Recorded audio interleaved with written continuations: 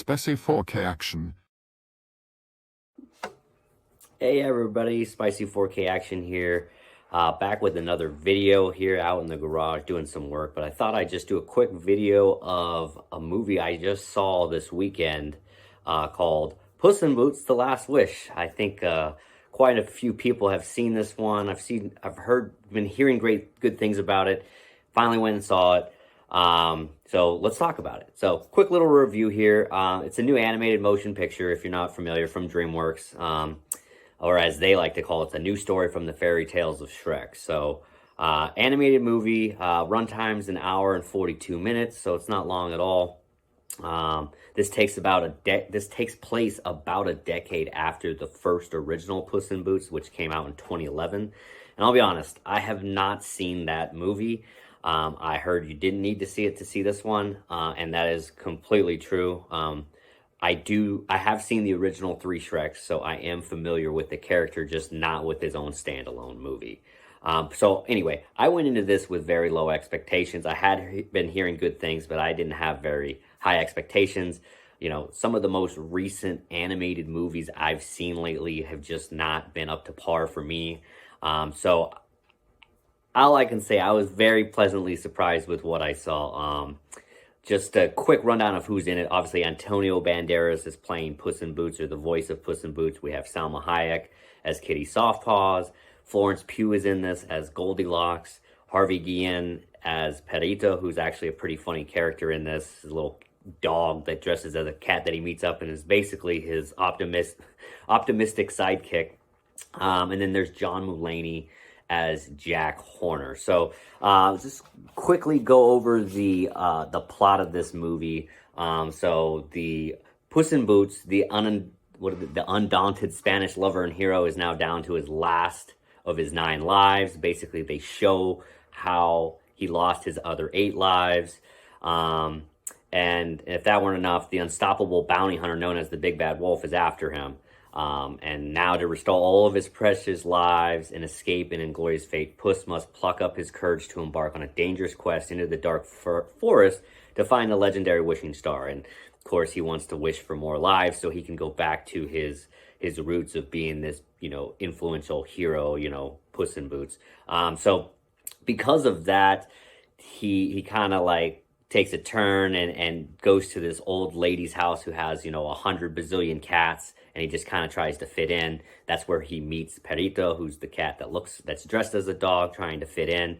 And then, of course, the Big Bad Wolf, Goldilocks, and the 3 bears, and others come in. But this is a fun movie. This, continues, kind of with the Shrek theme, with the fairy tale and nursery rhymes. Goldilocks and the 3 bears, and then they have little Jack Horner, which in this is not little Jack Horner, is actually very big Jack Horner. So of course, Shrek and DreamWorks likes to play with these nursery rhymes a little bit. And I'm not completely familiar with these, but I've heard of them before. So I'm sure there's plenty of kids watching this who's not going to get any of these references unless they're really up to date with their nursery rhymes and fairy tales.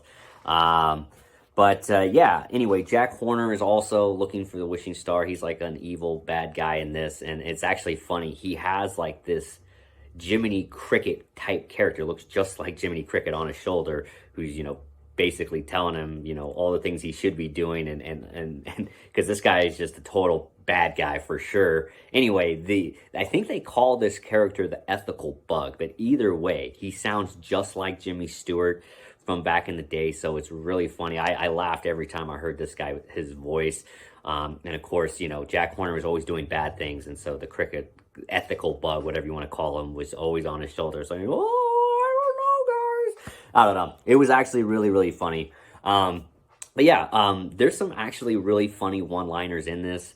There's comedy throughout the movie, but one just in particular I remember from the beginning. Puss in Boots is like coming into the city, and they're all celebrating him, and he's kind of like walking on the people, and he steps on this kid's face, and you clearly see his boot print right across the kid's face, and the kid like looks at his dad and says, "He stepped on my face," like he's all excited, and his dad, without even hesitating, just looks at him and goes, "We will never clean it."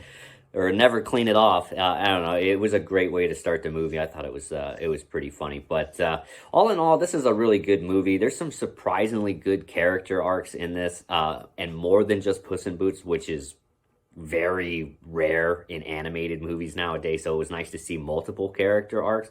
Nothing crazy, but enough to keep you interested. Again, I don't know if kids these days would understand some of the side characters since they are kind of based off those old nursery rhymes and whatnot. But even so, it's not going to be, you know, a reason why you're not going to enjoy this movie.